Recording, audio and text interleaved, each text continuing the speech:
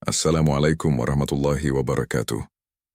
Selamat datang di Demit Horror, tempat di mana kisah gaib, teror malam, dan misteri dunia lain diungkap tanpa ampun. Di sini kamu akan mendengar cerita-cerita yang tak hanya bikin merinding, tapi juga bisa menghantui tidurmu. Suara bergema pelan, efek suara langkah kaki atau pintu berderit. Matikan lampu, pasang headsetmu, dan bersiaplah, karena kamu sedang memasuki dunia Demit Horror. Nada berubah sedikit lebih santai tapi tetap misterius. Jangan lupa untuk like, komen, dan subscribe agar kamu nggak ketinggalan kisah-kisah horor terbaru dari kami. Dan ingat, di balik setiap cerita selalu ada sesuatu yang mengintai. Hujan sore itu turun pelan, membasahi halaman rumah kecil milik Ibu Lastri, seorang wanita berusia 48 tahun yang kini hidup hanya bersama dua anaknya. Di balik wajahnya yang tampak tegar, ada luka yang tak pernah sembuh. Luka yang ditinggalkan oleh mantan suaminya, Slamet, yang pergi begitu saja untuk menikah dengan wanita lain yang lebih muda. Kepergian itu bukan hanya meninggalkan rasa sakit, tapi juga meninggalkan tanggung jawab, hutang, dan dua anak yang masih kecil. Ibu Lastri berdiri di dapur kecilnya, memotong ayam dengan tangan gemetar. Hari itu, ia hanya berhasil menjual 4 porsi ayam lodoh, jauh dari cukup untuk membeli beras besok. Wajahnya pucat, sementara pikirannya terus melayang pada masa lalu yang menghantui. "Bu, besok uang SPP-ku gimana?" tanya anak sulungnya Ranti, lirih dari ruang tamu. Pertanyaan itu seperti pisau yang menusuk jantungnya. Dia ingin menjadi ibu yang mampu memberi segalanya, tapi kenyataan lebih kejam dari harapan. Ibu Lastri memaksakan senyum. "Nanti ibu usaha lagi, nak, tenang saja." Padahal hatinya lebih kacau dari badai. Dia tahu besok belum tentu ada uang. Setiap malam, saat semua orang tidur, Ibu Lastri selalu duduk sendirian di dapur memandang lampu redup yang berkelit. Di sanalah kenangan buruk datang bertubi-tubi. Bagaimana suaminya berubah dingin, sering pulang larut malam, lalu suatu hari mengaku ingin menikah lagi dan meninggalkan mereka. "Las, aku nggak bahagia. Aku mau hidup sama orang lain." Begitu kata Slamet saat itu. Kalimat itu masih terngiang jelas, seperti baru diucapkan kemarin. Dan sejak hari itu, seluruh beban keluarga jatuh ke pundak Ibu Lastri. Ia mulai berjualan ayam lodoh, masakan khas Blitar yang diwariskan ibunya, berharap bisa menyambung hidup. Namun kehidupan tidak pernah bersikap ramah padanya. Belakangan, usahanya semakin merosot sejak hadirnya warung baru milik Pak Rohit, seorang pria paruh baya yang membuka warung ayam lodoh persis di jalan utama dekat pasar. Warungnya lebih besar, lebih cerah, dan promosi besar-besaran di media sosial membuat pelanggan berbondong-bondong pindah ke sana. Warung Ibu Lastri yang dulu ramai, kini seperti rumah kosong. Hanya sesekali ada pembeli lewat. Sore itu, ketika hendak menutup warung, ia mendengar dua ibu-ibu yang melintas sambil bergosip. "Sekarang enakan ayam lodohnya Pak Rohit ya, Bu? Gurih sekali." Iya, Bu. Yang punya warung lama itu, apa namanya? Lastri ya? Rasanya sekarang kok hambar?" Ucapan itu menusuk hatinya lebih dalam daripada hinaan apapun. Ia diam sambil menggenggam kain lap, menahan air mata yang ingin jatuh. Malam semakin larut. Hujan berhenti, digantikan angin dingin yang merayap masuk lewat celah pintu. Ibu Lastri duduk di kursi bututnya sambil menatap buku catatan keuangan. Minus, minus, dan terus minus. Perutnya terasa mual, bukan karena lapar, tapi karena stres yang berkepanjangan. Di luar, suara anjing menggonggong panjang seolah merespon kegelisahan dalam rumah itu. Ranti terbangun dan menghampiri ibunya. "Bu, tidur yuk. Ibu capek kan?" Ibu Lastri menggeleng lemah. Dalam pikirannya, ia hanya bisa bertanya, "Sampai kapan aku sanggup begini? Kenapa hidupku selalu begini? Apa tidak ada jalan lain?" Di saat pikirannya buntu, entah dari mana muncul suara langkah kaki dari halaman depan. Pelan, berat, dan menyeret. Ibu Lastri terdiam, telinganya menangkap suara itu dengan jelas. Tap, tap, serak. Tap, tap, serak. Suara itu berhenti tepat di depan pintu. Ia menahan nafas, tak ada yang berani beranjak. Namun, tiba-tiba, seseorang mengetuk pelan. Tok, tok, tok. Ketukan itu begitu lambat dan berat, seperti bukan tangan manusia biasa. Ibu Lastri memberanikan diri membuka sedikit celah jendela. Tak ada siapa-siapa, hanya kabut tipis yang menggantung di depan rumah. Namun anehnya, di bawah lantai teras, ia melihat jejak kaki besar, jauh lebih besar dari jejak manusia. Dadanya langsung berdebar. Siapa atau apa yang barusan mengetuk pintunya? Saat ia menutup jendela, sebuah bisikan samar melintas di belakang telinganya. Bisakah membalas? Kau bisa kuat kalau kau mau datang.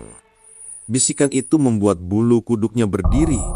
Ia menoleh cepat, namun tak ada siapa-siapa di ruangan itu. Hanya suara angin. Atau mungkin bukan. Setelah itu, rumah seperti berubah lebih dingin. Lampu berkedip 2 kali, lalu kembali menyala.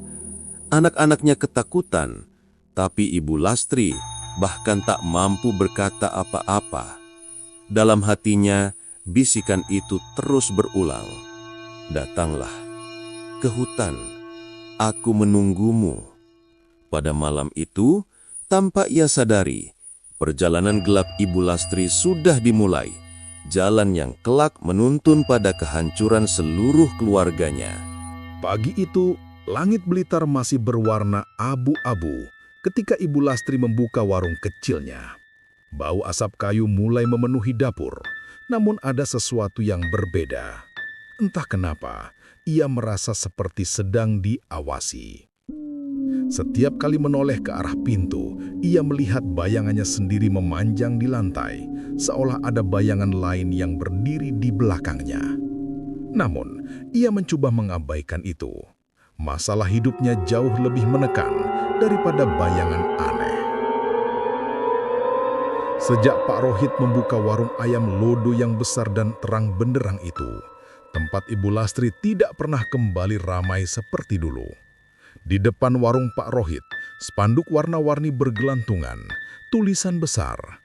Ayam lodo super gurih, diskon 50% hari ini. Tidak ada yang bisa menyanyi promosi semeriah itu. Sementara warung Ibu Lastri hanya memiliki papan kayu tua yang sudah mulai pudar warnanya. Wajahnya semakin muram ketika melihat orang-orang lewat tanpa menoleh sedikit pun ke arahnya. Siang hari itu, hanya 2 pembeli yang datang, bahkan salah satunya hanya bertanya-tanya tanpa membeli. Di sela kesibukan kecilnya, tetangganya Bu Sumarni lewat dan berbisik pelan. "Loh, Las, warungmu kok makin sepi toh? Katanya ayam ludo Pak Rohit itu sekarang viral, anak-anak muda pada kesana." Ibu Lastri hanya bisa memaksakan senyum, tapi hatinya seperti diremas. Ia tahu rumor itu benar dan itu semakin menghancurkan harapannya. Malamnya, Ibu Lastri menghitung uang hasil penjualan. Sungguh membuatnya ingin menangis. Tak sampai 2 lembar uang coklat. Itu bahkan tidak cukup untuk membeli lauk besok. Ranti dan adiknya Damar duduk diam di lantai, menatap ibu mereka yang mulai kehilangan semangat. "Bu, kalau emang susah, aku bisa berhenti sekolah dulu," kata Ranti lirih. Ibu Lastri langsung menegakkan kepala, menatap anaknya dengan mata berkaca-kaca. "Jangan ngomong gitu, Nak. Ibu yang salah. Ibu yang kurang kuat. Kamu tetap sekolah. Ibu pasti cari jalan." Namun dalam lubuk hatinya, ia tahu ia sedang membohongi anaknya. Ia tidak tahu harus mencari uang dari mana lagi. Ia bahkan tidak tahu apakah mereka akan makan layak besok.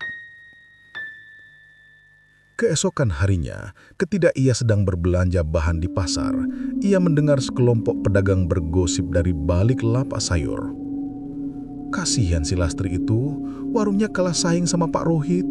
Iya, tapi ya mau bagaimana, masakannya ya kalah enak.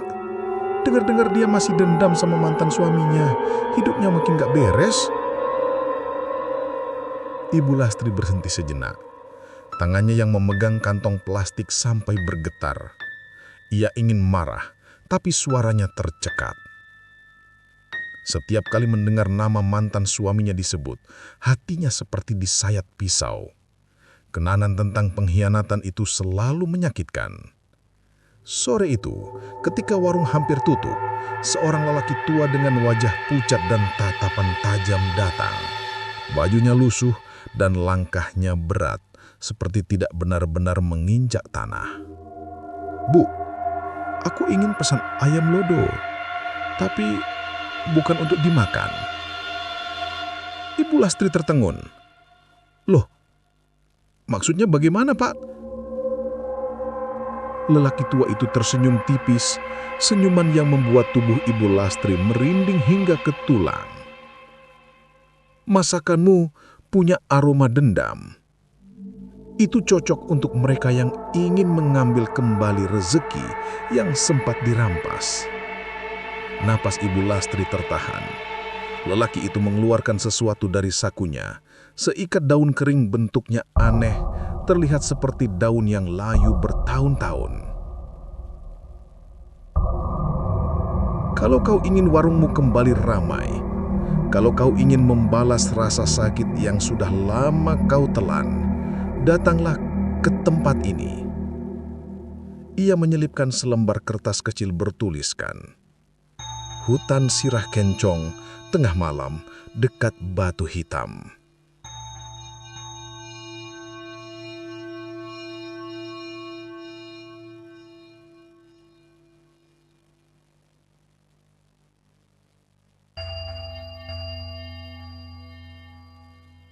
Malam itu, angin berhembus lebih dingin dari biasanya.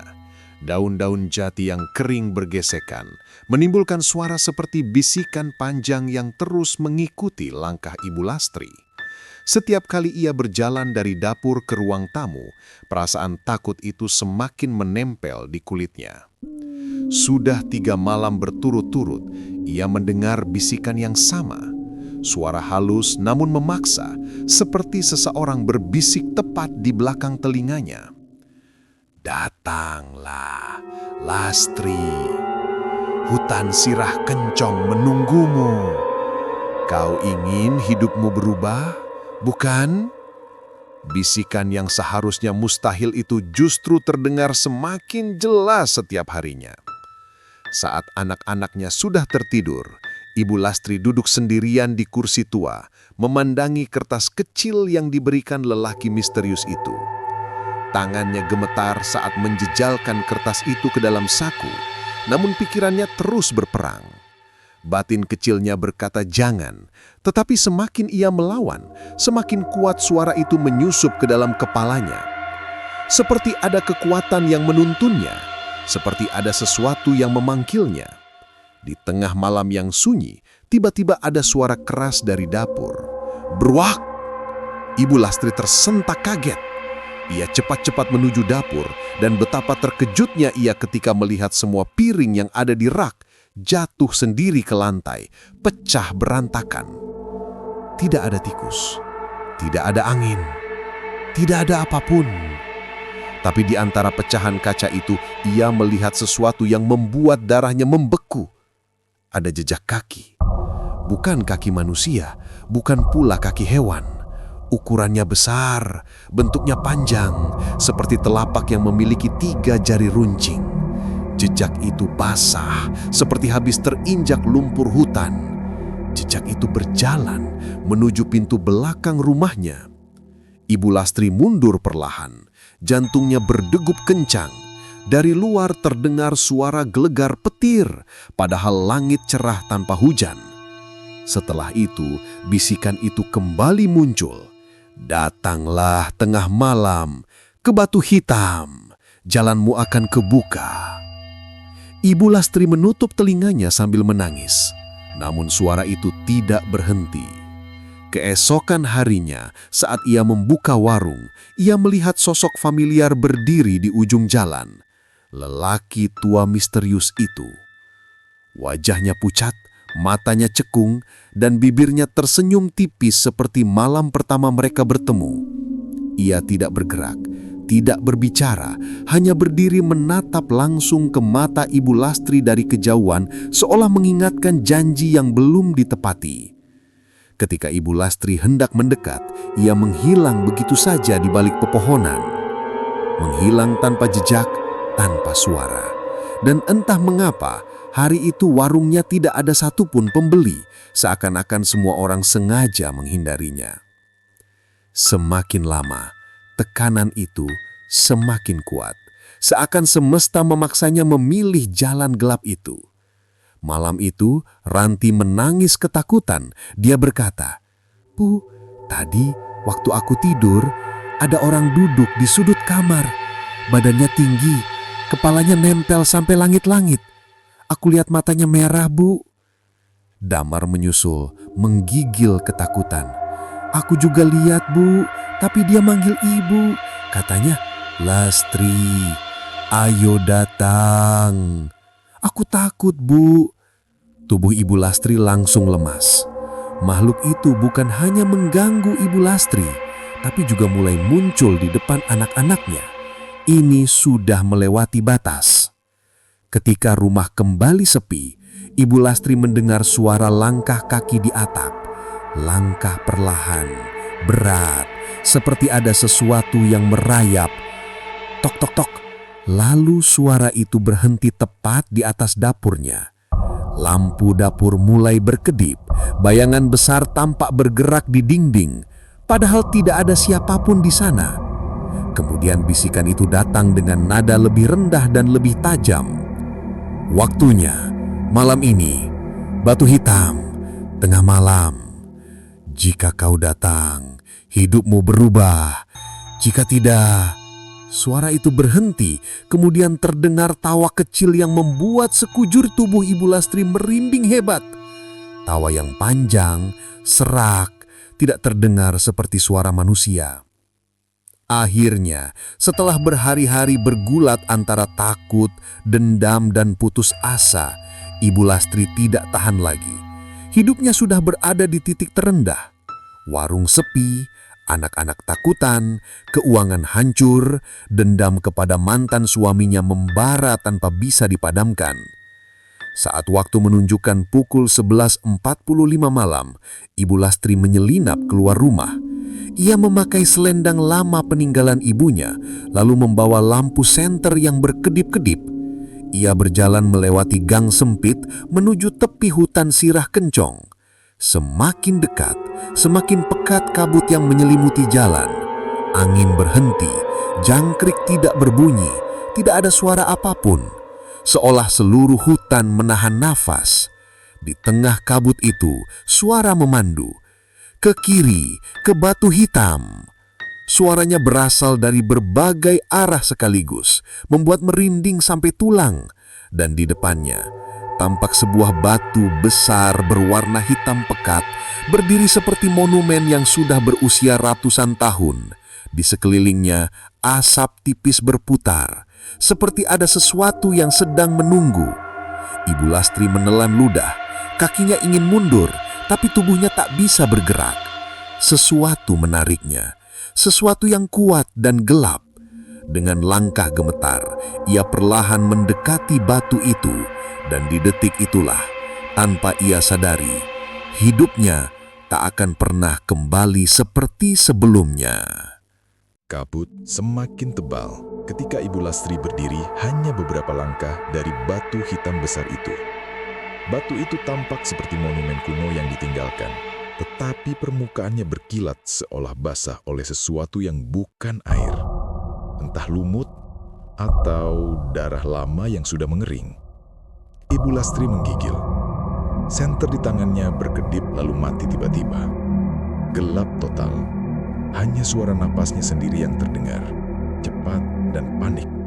Lalu ada suara lain, suara langkah, pelan, berat dan menyeret sesuatu. Srek, srek. Ibu Lastri memejamkan mata sambil berbisik kecil pada dirinya sendiri. Apa yang aku lakukan? Ya Allah, apa yang aku cari di sini? Namun, sudah terlambat. Dari balik batu hitam itu, sosok lelaki tua misterius muncul. Tubuhnya tampak berbeda dari sebelumnya. Lebih tinggi, lebih kurus, kulitnya pucat keabu-abuan seperti mayat yang sudah lama terkubur. Matanya kosong, tetapi tajam menembus jiwa. Lastri.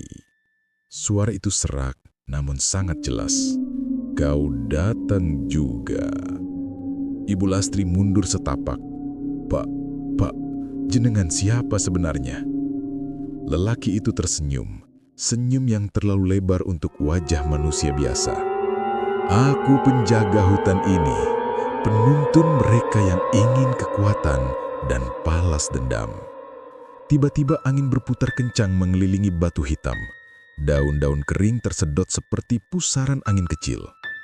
Batu itu mengeluarkan suara gumaman rendah, seperti ada sesuatu yang terjebak di dalamnya dan ingin keluar. Ibu Lastri memeluk tubuhnya sendiri, ketakutan. Pak, saya cuma butuh hidup lebih baik. Saya cuma butuh rezeki buat anak-anak. Lelaki itu mendekat. Semua itu bisa kau dapatkan, bisiknya. Tapi kau harus memberi sesuatu sebagai ganti. Suara gumaman dari batu semakin keras. Tanah di bawah kaki mereka sedikit bergetar, seperti ada sesuatu yang bangun dari tidur panjangnya. Jika kau ingin daganganmu laris kembali, jika kau ingin pesaingmu hancur, bila kau ingin mantan suamimu merasakan penderitaan. Lelaki tua itu mendekat sedekat-dekatnya. Aroma tanah basah bercampur bau bangkai tercium dari tubuhnya. Ada 3 syarat. Ibu Lastri menggigil. Syarat apa, Pak? Lelaki itu mengangkat 1 jari. 1. Kau harus datang ke sini tiap malam Selasa Kliwon. Suaranya menggema di seluruh hutan. 2. Kau harus memberikan sesajen berupa darah ayam. Angin semakin kencang.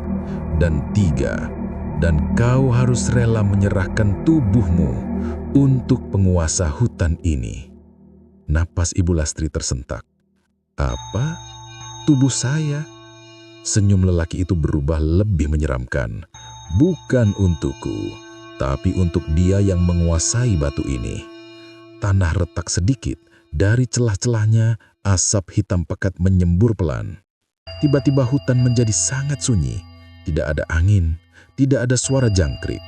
Semuanya mati. Lalu dari balik batu hitam muncul bayangan besar yang perlahan membentuk tubuh. Tubuhnya tinggi, kurus namun berotot. Kulitnya hitam legam seperti arang terbakar. Kepalanya botak, tetapi memiliki 2 tanduk kecil. Matanya merah menyala seperti bara, dan ketika ia membuka mulut, terlihat deretan gigi tajam memanjang. Ibu Lastri hampir pingsan. Lututnya bergetar tak mampu menopang tubuh. Makhluk itu mendekat dengan suara napas berat. Lastri. Namanya disebut. Suara itu rendah menggetarkan dada. Kau memanggilku dengan dendam yang membara. Aku datang. Ia mendekat dan menyentuh pipi Ibu Lastri dengan tangan besar dan dingin seperti es. Ibu Lastri ingin lari, tapi seluruh tubuhnya lumpuh. Kau ingin rezeki. Kau ingin balas dendam. Kau ingin kuangkat derita hidupmu. Makhluk itu menyeringai, giginya memantulkan cahaya samar. Berikan tubuhmu, dan aku berikan semua yang kau minta. Air mata mengalir di pipinya. Ia terjebak. Ia ketakutan, tetapi bayangan anak-anaknya yang lapar, hutang menumpuk, warung yang sepi, suara gosip masyarakat, semuanya merayap dalam pikirannya. Lalu, bayangan wajah mantan suaminya muncul.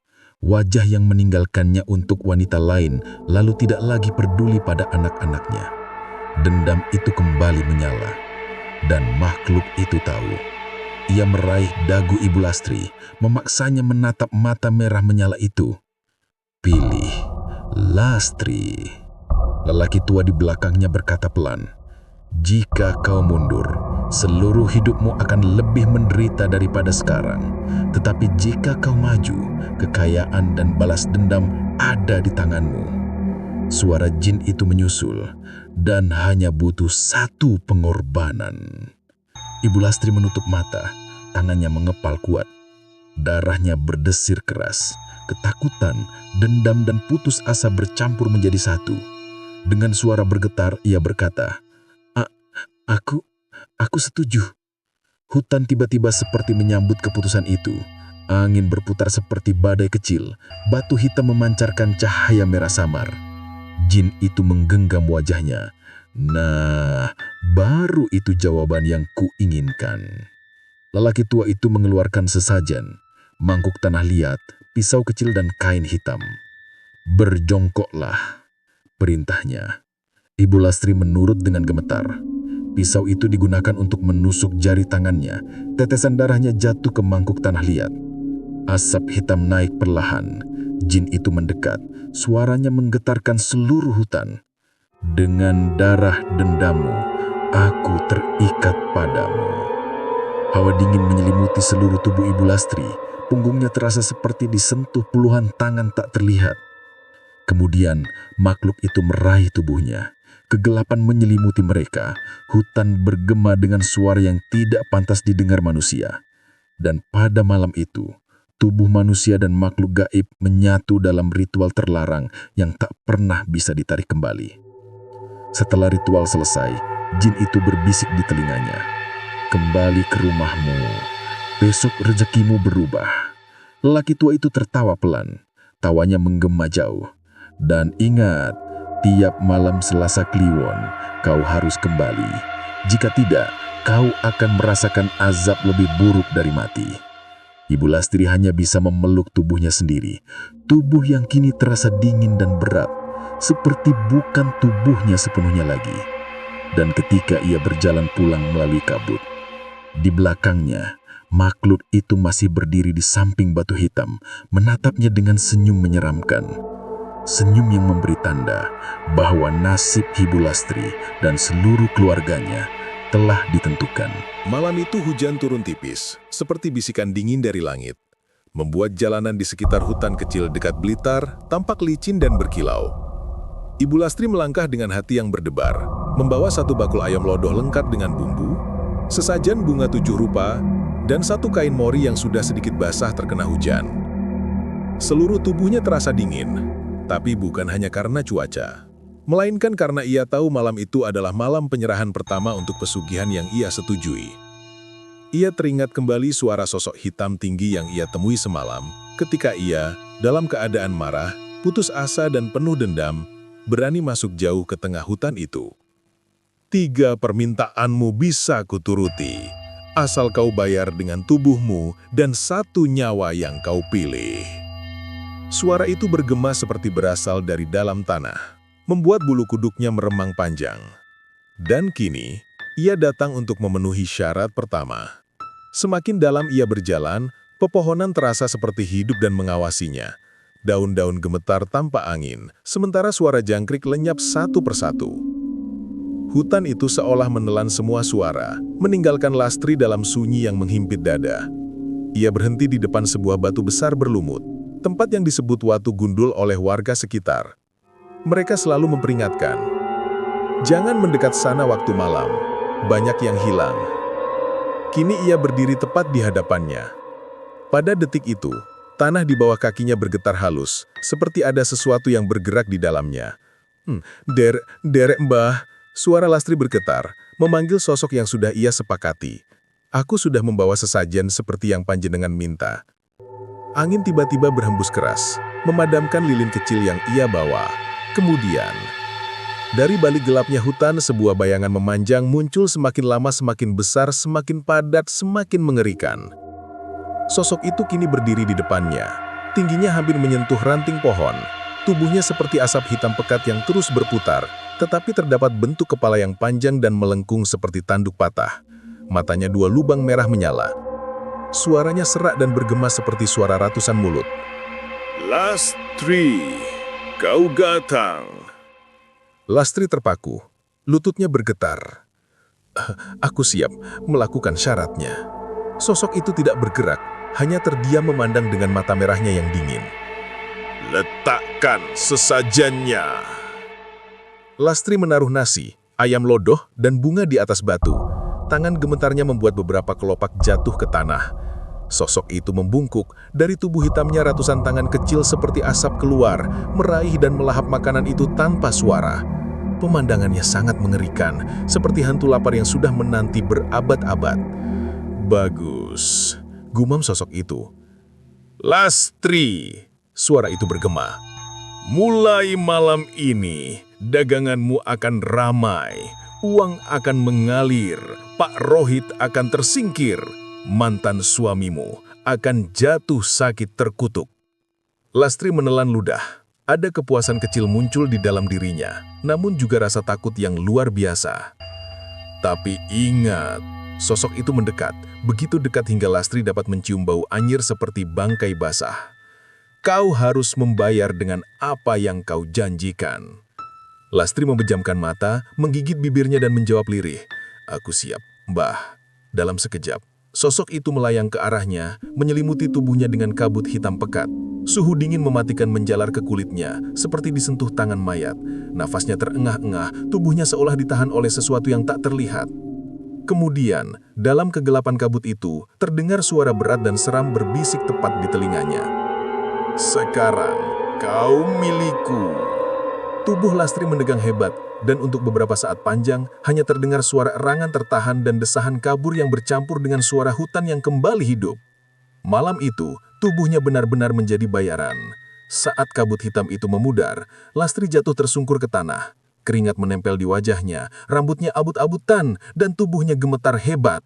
Ia menahan sesak napas, sementara matanya terasa berat. Sosok hitam itu berdiri menjauhi Lastri sambil berbisik. Bangunlah, Lastri. Hidupmu akan berubah. Tapi ingat, tidak ada jalan kembali. Dan perlahan, sosok itu menghilang, seperti ditiup angin. Hutan kembali sunyi. Lastri bangkit, tubuhnya limbung, namun di dalam hatinya terselip rasa puas, bercampur kecemasan yang semakin menguat. Ia tidak tahu bahwa malam itu adalah awal dari kehancuran seluruh hidupnya. Dan bayaran yang lebih besar akan segera ditagih. Malam itu Blitar diguyur gerimis tipis. Seperti langit sedang memperingatkan sesuatu. Ibu Lastri duduk sendirian di dapur warungnya. Di depan panci besar berisi ayam lodo yang baru matang. Bau santan, cabai, dan asap bakaran memenuhi ruangan. Tapi anehnya, aroma itu kini bercampur sesuatu yang membuat bulu kuduknya meremang. Seperti bau tanah basah dari makam. Setiap sudut dapur seolah terasa lebih gelap dari biasanya. Bayangan-bayangan panjang bergerak seperti mengikuti gerakan matanya. Sejak pertemuannya dengan sosok jin di hutan, hidup Ibu Lastri berubah drastis. Warungnya selalu penuh pembeli. Orang-orang yang biasanya memilih warung Pak Rohit mendadak berbondong ke tempatnya. Dagangannya selalu habis sebelum siang. Tapi efeknya tidak berhenti sampai di situ. Malam-malam berikutnya, Ibu Lastri mulai merasakan kehadiran makhluk itu di rumahnya.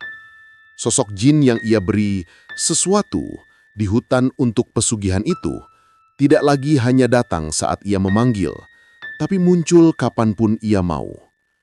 Kadang saat lampu kamar mati, Ibu Lastri mencium napas panas di tengkuknya. Kadang ada suara langkah kaki berat di lorong, padahal anak-anaknya sudah tidur. Kadang ketika ia berbaring, kasurnya seperti ditindih sesuatu yang besar dan berbulu. Tubuhnya sering terasa pegal dan memar-memar, seperti habis diperas hingga tak bersisa. Namun semua itu ia tahan demi uang yang terus mengalir. Hanya saja, ada satu masalah besar. Makhluk itu mulai meminta bayaran lebih besar. Niat Ibu Lastri untuk menyantet mantan suaminya sudah dilakukan. Ia menggunakan media yang sosok jin itu berikan. sehelai rambut yang berubah menjadi hitam legam dan bergerak seperti hidup. Ia tanamkan bersama kemenyan dan tanah kuburan seperti yang diperintahkan. Beberapa hari kemudian, ia menerima kabar bahwa mantan suaminya jatuh sakit keras. Tidak bisa berjalan, mulutnya berbau anyir, badannya seperti membusuk dari dalam. Ibu Lastri seharusnya puas. Namun malam itu, ia mulai menyesal. Karena ketika ia menutup warung, ia melihat bayangan seorang pria berjalan tertatih-tatih di seberang jalan. Pria itu sangat kurus, bajunya compang-camping, lehernya berubah hitam, matanya kosong, pandangannya lurus ke arah warungnya. Dan ketika ia melangkah sedikit ke bawah cahaya lampu jalan, itu adalah mantan suaminya. Lastri! Suaranya pecah, seperti suara orang yang tenggorokannya dipenuhi darah. Ibu Lastri terpaku, dadanya terasa mau pecah. Bagaimana mungkin orang yang sudah tak bisa bangun dan dirawat di rumah sakit bisa muncul di depan warung? Ia mundur beberapa langkah, menahan nafas. Sosok itu mengangkat tangannya yang sudah mulai membusuk, kulitnya terkelupas, lalu menunjuk langsung ke wajahnya. "Kenapa kamu lakukan ini?" Tiba-tiba angin dingin menerjang, pintu warung terbanting keras, lampu berkedip-kedip. Ketika Ibu Lastri menengok lagi, sosok itu sudah hilang. Hilang begitu saja, seperti tidak pernah muncul. Namun aroma busuk daging mati masih tertinggal di udara. Malam itu anak laki-lakinya, Raga, menjerit dari kamar. Bu! Ada yang berdiri di jendela!" Ibu Lastri berlari ke kamar. Raga menangis keras menunjuk kaca jendela yang berembun.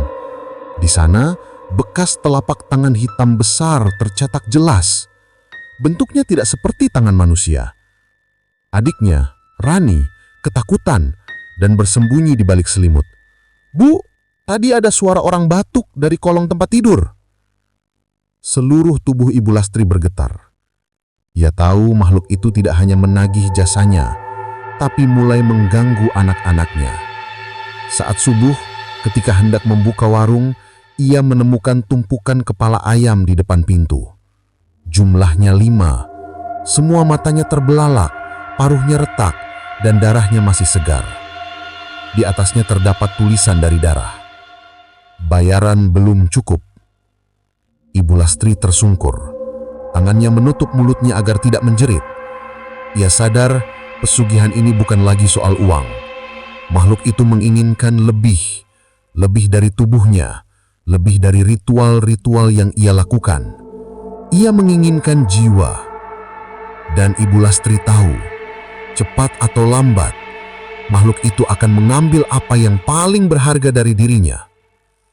Anak-anaknya. Disinilah ketegangannya semakin memuncak ketika ia menyadari bahwa ia sudah masuk terlalu dalam dan tidak ada jalan keluar tanpa membayar harga yang mengerikan. Sejak pagi itu, hari-hari Ibu Lastri berubah menjadi mimpi buruk tanpa henti. Setelah menemukan 5 kepala ayam dengan tulisan berdarah, "Bayaran belum cukup," pikirannya tak pernah tenang lagi. Setiap suara kecil membuatnya terlonjak. Setiap sudut rumah terasa seolah sedang diperhatikan sesuatu yang tidak terlihat. Namun ketakutan terbesar bukan datang dari bayangannya, melainkan dari makhluk jin yang kini mulai menampakkan wujud aslinya. Malam itu, rumah Ibu Lastri sangat sunyi. Rani dan Raga sudah tidur. Angin malam menyusup lewat celah-celah jendela, membawa aroma anyir seperti bangkai basah. Ibu Lastri duduk di ruang tengah, menggenggam tasbih yang bergetar di tangannya. Tiba-tiba, duk, duk, duk. Suara langkah kaki berat terdengar dari dapur. Suara itu bukan suara manusia. Terlalu berat, terlalu lambat, terlalu menggetarkan. Ibu Lastri berdiri perlahan, tubuhnya gemetar. Ia mengintip ke arah dapur. Gelap, sunyi. Namun bau yang sangat familiar muncul. Aroma tanah basah bercampur darah. Lastri. Suara itu muncul tiba-tiba, rendah dan menggeram. Ibu Lastri membeku, bulu kuduknya berdiri dari kepala sampai kaki. Jangan sembunyi. Suara itu makin dekat. Sudah waktunya, kau bayar. Dari sudut dapur yang paling gelap sesuatu bergerak. Pertama, dia melihat sepasang mata merah menyala seperti bara api. Lalu keluar tangan, panjang, kerus, kukunya hitam dan runcing. Tangan itu merangkak keluar dari bayangan, seperti laba-laba besar. Dia mencoba menjerit, tapi suaranya tak keluar. Makhluk itu muncul setengah badan. Tubuhnya tinggi, lebih dari 2 meter.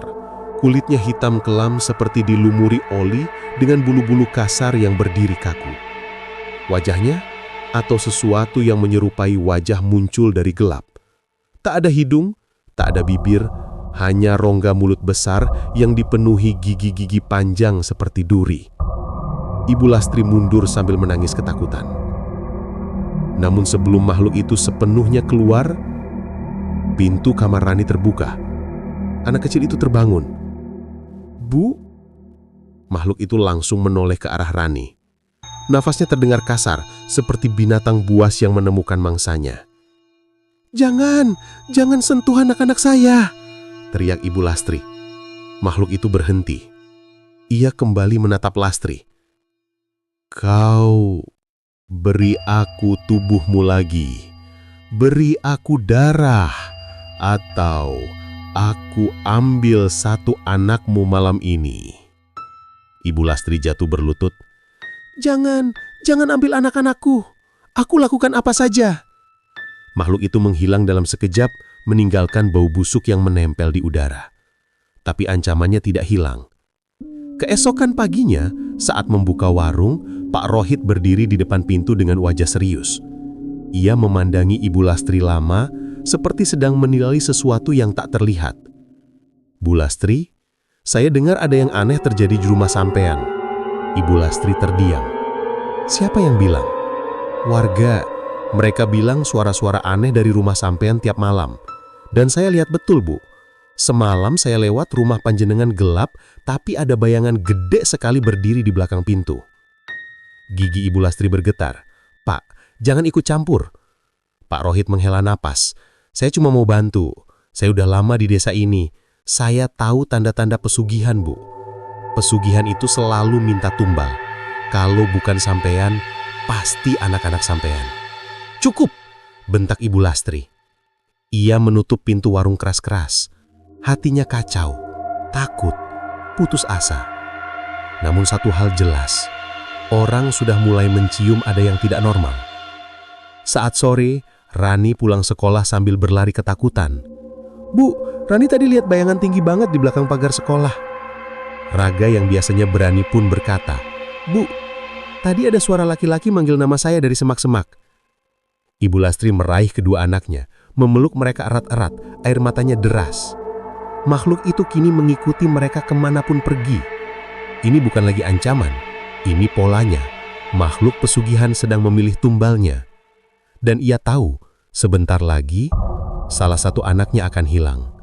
Malam itu, suara di kepalanya terus memanggil, ke hutan, beri aku tubuhmu." Ibu Lastri tak punya pilihan. Ia tinggalkan anak-anak yang tertidur. Ia membawa sesajen dan menyusuri jalan gelap menuju hutan tempat pertama kali ia melakukan pesugihan. Hutan itu sunyi, hanya diisi suara jangkrik dan angin dingin yang menusuk tulang. Setibanya di tengah hutan, makhluk itu muncul dari balik pepohonan, tubuhnya kini lebih jelas, lebih besar dari sebelumnya. "Lastri, kau milikku, beri aku yang kubutuhkan." Ibu Lastri menangis. "Tolong, jangan ambil anak-anakku." Makhluk itu mendekat, nafasnya mengalir seperti angin dari kuburan. "Aku tak bisa ditunda lagi. Pilih satu." "Tidak!" jerit Ibu Lastri. Makhluk itu menancapkan kukunya ke tanah. dari dalam tanah muncul bayangan wajah mantan suaminya. Wajah yang sudah membusuk menatap Lastri dengan tatapan penuh benci. "Kau sudah ambil nyawanya, sekarang gantinya harus dari darahmu." Hutan bergumuruh, tanah bergetar, dan malam itu Ibu Lastri sadar pesugihan ini tidak bisa dihentikan. Besok salah satu anaknya akan mati. Entah ia pilih atau makhluk itu memilih sendiri. Sejak ritual malam itu, suasana rumah Ibu Lastri berubah total. Bukan lagi seperti rumah, melainkan seperti kandang maut yang sedang menunggu isinya mati satu persatu. Udara di dalam rumah terasa dingin seperti berada di kuburan. Lampu sering padam sendiri bahkan ketika baru diganti. Bayangan-bayangan bergerak di dinding meski tidak ada cahaya sama sekali. Dan yang paling menakutkan, makhluk pesugihan itu kini muncul kapan saja, di mana saja, tanpa permisi. Anak-anak mulai terpisah. Pagi itu, Raga, anak sulungnya, mengeluh pusing. Tubuhnya panas dingin dan matanya tampak sayu seperti kurang tidur berhari-hari. "Bu, Raga mimpi buruk terus. Gak bisa napas, kayak ada yang duduk di dada." Ibu Lastri langsung panik. Dalam hatinya ia tahu makhluk itu sedang menandai salah satu anaknya. Sementara itu, Rani duduk memeluk lutut di sudut kamar, ketakutan. "Bu, tadi ada tangan gede dari bawah kasur narik rambut Rani." Ibu Lastri memeluknya. Tubuhnya gemetar hebat. Keputusannya di hutan itu membuat segalanya semakin buruk. Makhluk itu ingin tumbal dan sudah memulai prosesnya. Saat sore, ketika Ibu Lastri sibuk menutup warung, tiba-tiba terdengar suara orang berteriak dari arah jalan. "Ada anak hilang! Ada anak hilang!" Jantung Ibu Lastri langsung berdegup keras. Ia berlari keluar. Kerumunan warga berkumpul di dekat persimpangan jalan. Seseorang membawa sandal kecil warna hitam. Sandal itu milik Raga. Pak Rohit, tadi Raga di mana?" tanya Ibu Lastri dengan napas tak teratur. "Saya lihat dia jalan ke arah sawah, Bu. Sendirian. Pas saya panggil, dia cuma senyum. Tapi mukanya pucat. Matanya kosong." Ibu Lastri langsung jatuh terduduk. Air matanya pecah. Makhluk itu sudah mulai bekerja. Warga segera melakukan pencarian, namun setiap masuk ke area sawah, mereka mendadak merinding. Angin bertiup kencang dan aroma busuk seperti daging busuk menyengat kuat dari arah semak-semak. "Astagfirullah, ini bau apa?" ujar salah satu warga. Namun tidak ada yang menemukan Raga. Hingga malam tiba. Dan saat malam turun, semua suara hilang. Angin berhenti, hewan-hewan mendadak sunyi, seolah seluruh desa Blitar sedang menahan napas. Rani tidak bisa berhenti menangis. "Bu, jangan tinggalin Rani, jangan pergi. Nanti yang itu datang." Ibu Lastri memeluknya sambil mengusap rambutnya. "Tenang, Nak, Ibu di sini." Namun suara berat muncul dari sudut kamar. "Kau tak bisa lindungi mereka, Lastri." Ibu Lastri menoleh kecepat. Di pojok kamar, bayangan hitam menjulang tinggi hingga menyentuh langit-langit. Matanya merah, menatap Rani seperti seekor burung hanti menatap tikus kecil yang ketakutan. Jangan sentuh dia!" jerit Ibu Lastri. Makhluk itu maju, lantai bergetar setiap kali kakinya melangkah. "Aku sudah memilih." Suaranya bergema. "Tumbal harus jatuh malam ini." Ibu Lastri berdiri menghadang makhluk itu. "Ambil aku saja, jangan anakku." Makhluk itu merendahkan tubuhnya, wajahnya mendekat ke wajah Ibu Lastri. Napasnya panas, bau tanah busuk menusuk hidung. "Aku sudah ambil tubuhmu berkali-kali, tapi itu tidak cukup. Darah anakmu jauh lebih manis." Bayangan itu merentangkan tangan panjangnya ke arah Rani. Ibu Lastri menjerit sambil mendorong makhluk itu, namun tangan makhluk itu menembus tubuhnya seperti kabut, membuat ia jatuh tersungkur. Makhluk itu hampir menyentuh Rani ketika pintu rumah tiba-tiba ditendang keras. Pak Rohit dan 3 warga masuk sambil membawa lampu penerangan dan benda-benda seperti garam, kapur, dan kain kuning. "Lastri, menepi!" Pak Rohit menghamburkan garam ke arah makhluk hitam itu. Suara mendesis keras terdengar dan makhluk itu mundur sambil menggeram. "Keluar, ini bukan tempatmu!" teriak Pak Rohit. Untuk pertama kalinya, makhluk itu terlihat marah. "Manusia, kau halangi aku. Kalau bukan anaknya yang jadi tumbal, maka semua akan mati." Makhluk itu menghilang dalam semburan asap hitam.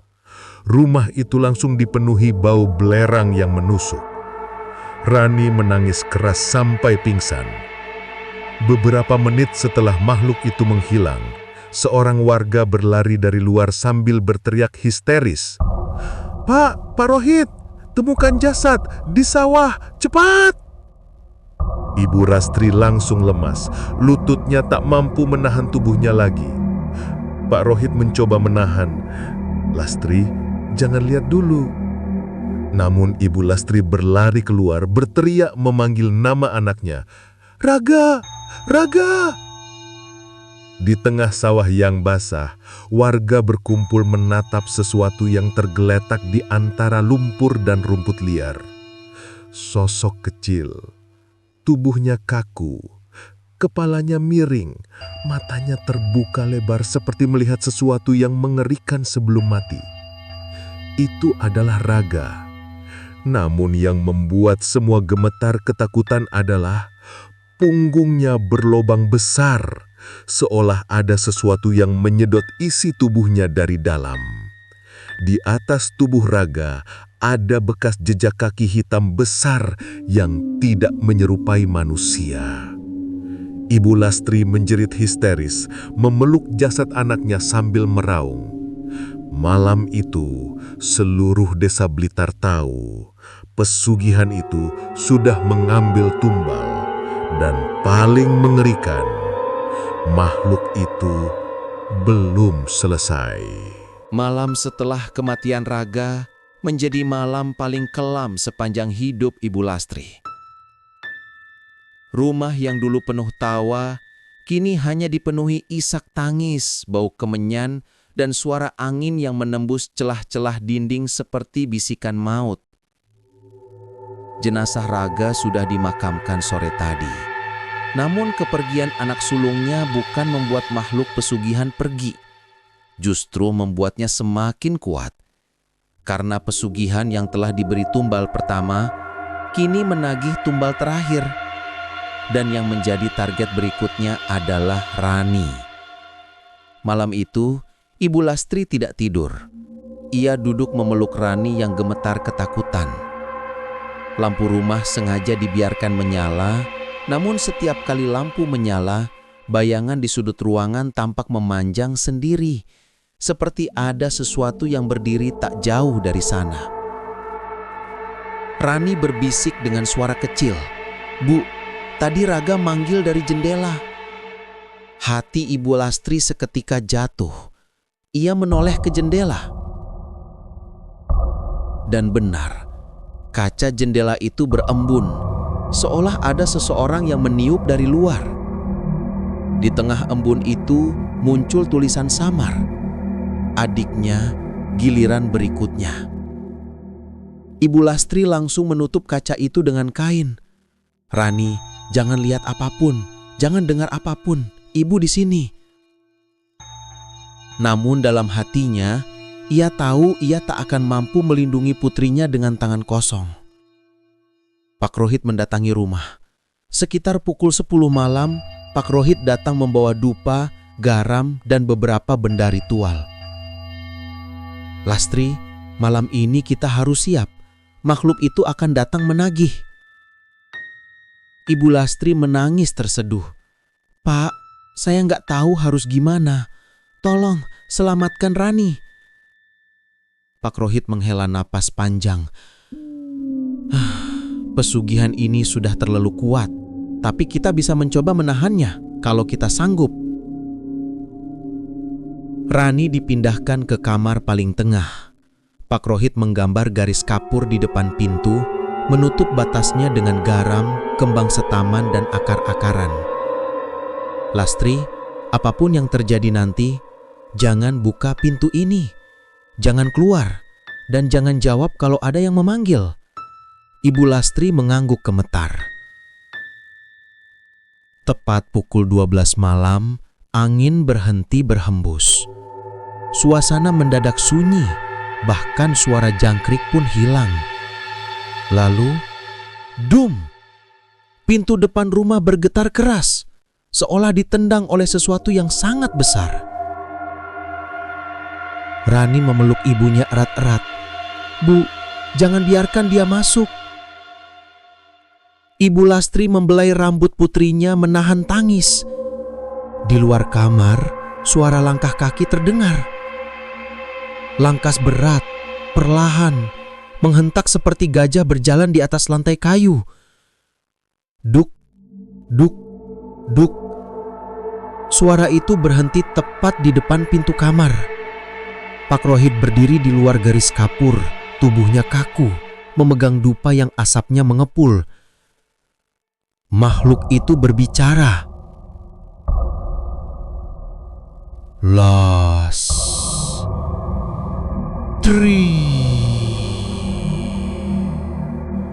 Suara itu bukan suara manusia. Serak, berat, seperti ribuan serangga merangkak dari tenggorokan.